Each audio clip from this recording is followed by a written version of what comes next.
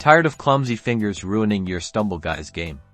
Let's ditch the touchscreen and unlock pro-level control. First, grab your trusty Bluetooth controller. Make sure it's charged up and ready to rumble. Now, head into your phone's settings and turn on Bluetooth. Put your controller in pairing mode, usually by holding down the PlayStation or Xbox button until it starts flashing. Select your controller from the list of available devices and pair it to your phone. Next, open up Stumble Guys. Before jumping into a game, we need to make sure the game recognizes your controller. Look for the settings icon, usually a gear shape. Tap it. Inside the settings menu, find the controls or gamepad option. Tap on it to open the controller settings. Here, you can customize your button layout to perfectly match your playstyle.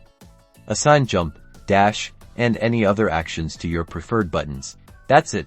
Now you're ready to dominate the competition with pinpoint accuracy and ultimate control. Go out there and stumble your way to victory. Like and subscribe for more Stumble Guys tips and tricks.